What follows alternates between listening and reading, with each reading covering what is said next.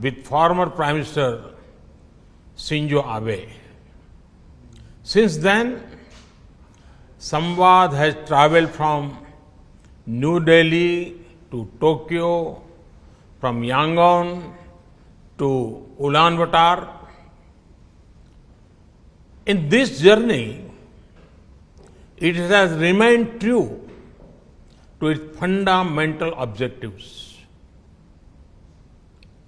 to encourage dialogue and debate, to highlight our shared values of democracy, humanism, ahimsa,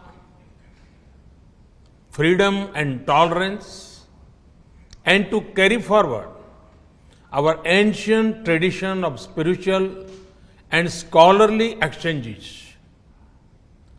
I would like to thank the government of Japan for their constant support to Samvad. Friends, this forum has done great work to ensure, promote the ideas and ideals of Lord Buddha, especially among the youth. Historically, the light of Buddha's message spread out from India to many parts of the world.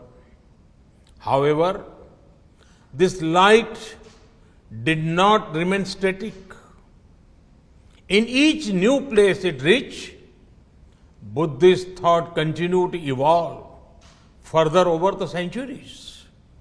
Because of these great treasures of Buddhist literature and philosophy can be found in many different monasteries across many different countries and languages. This body of writing is a treasure of humankind as a whole. Today, I would like to propose the creation of a library of all such traditional Buddhist literature and scriptures.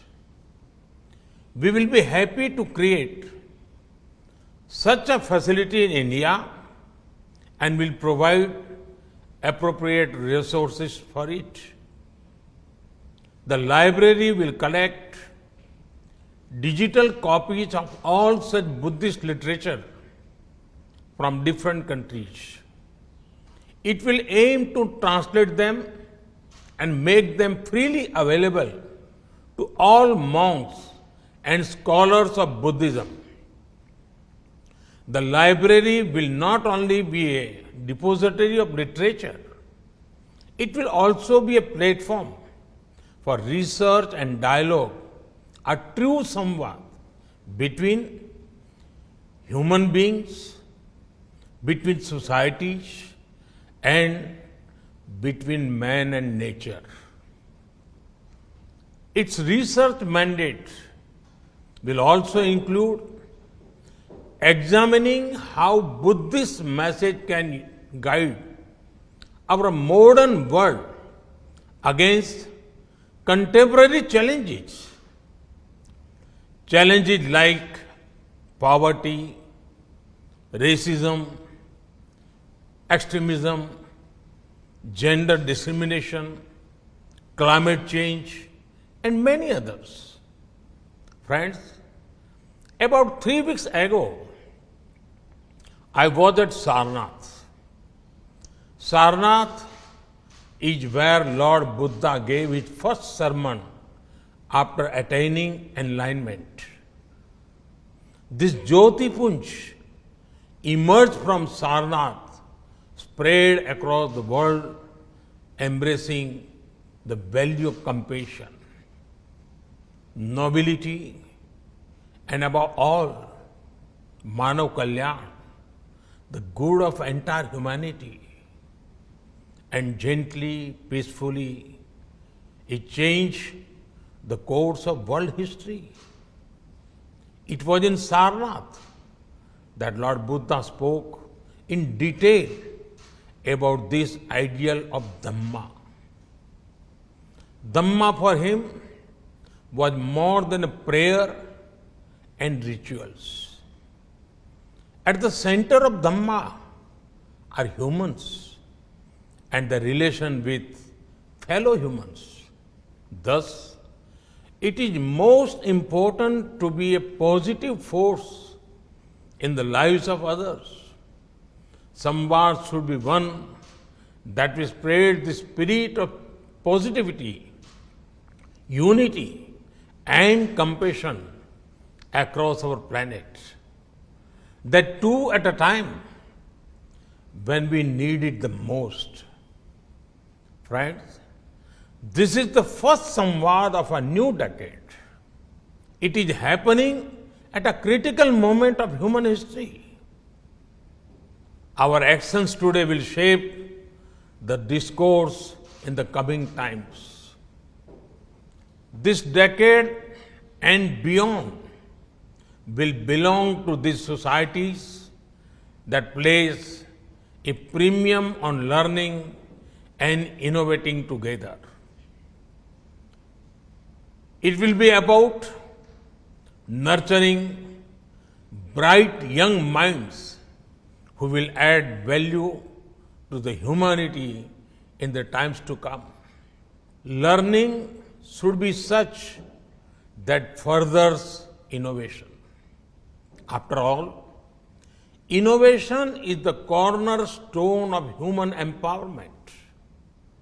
Societies that are open-minded, democratic, and transparent are better suited to innovate.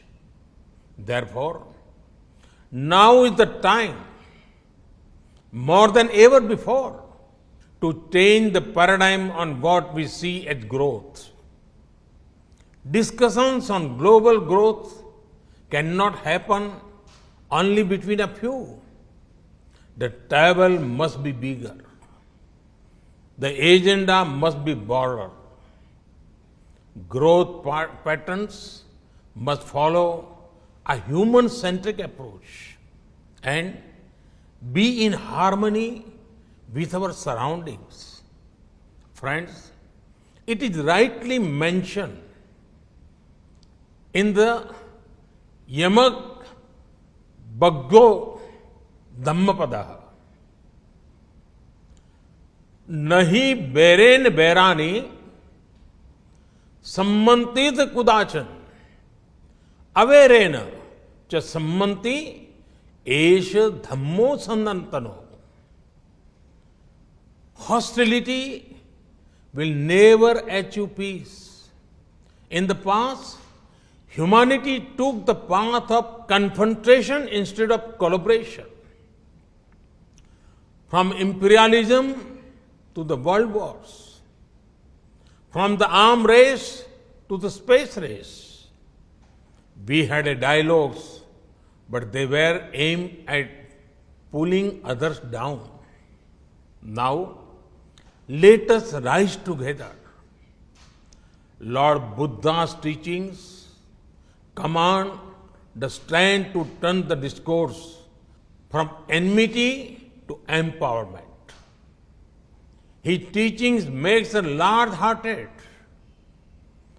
They tell us, learn from the past and work towards a better future. This is the best service we can do for our future generations. Friends, the essence of Samvad remains togetherness. Let Samvad bring out the best in us together. This is the time to draw upon our ancient values and prepare for the times to come. We must keep humanism at the core of our policies. We must make harmonious coexistence with nature at the central pillar of our existence. Samvad, a dialogue with ourselves, with fellow human beings, and with nature can light our way on this path. I compliment the organizers for organizing this important event and wish them all success in their deliberations. Thank you.